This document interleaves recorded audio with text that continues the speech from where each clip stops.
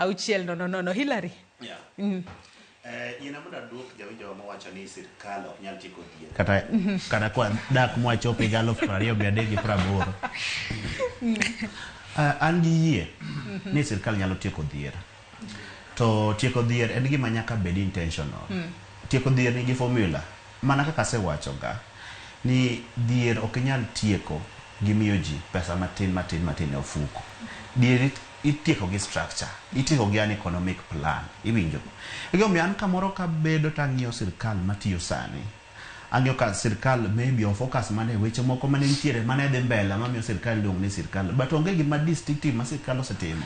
Ma wanyalo wacho ni ma is a strategy mamiyo ji geno kata plan ma kono wani sirkal dhi golo dhier e oganda. Iwinjo.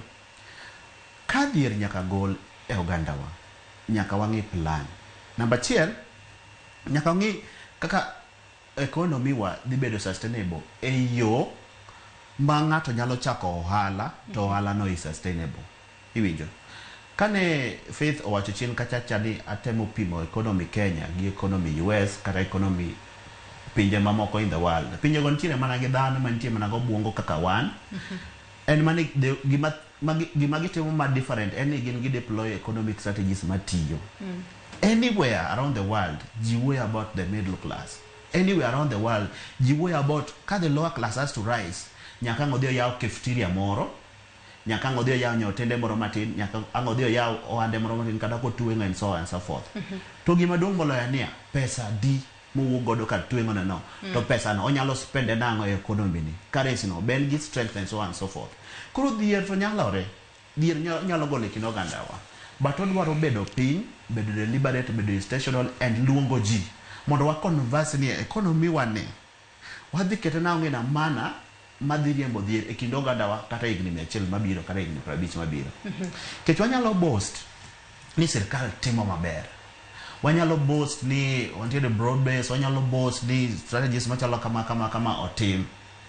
But be gi solve the actual problem mar oganda wa. Nikech oganda medore, ji medo nyuol.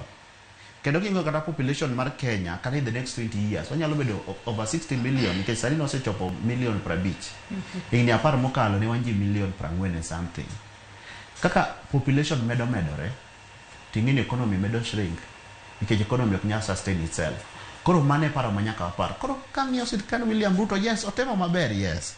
Higni dek mosetiyo kata kano ka economy dilapidated kamano, whatever time they used, but gitemo choko suru and gisaid to go back to their feet.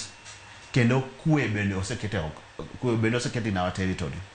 But koro gima duong' moloyo en ni kiseketo kwe kama en ni koro wadhi chako wacho wach conversation near economy wa wadhi expand nango so that we empower the middle class so that progressively wabene wanyalo drive away dhier. Kech driving away dhier en formula. Ok en education kende, ok en agriculture kende and so on. Nyaka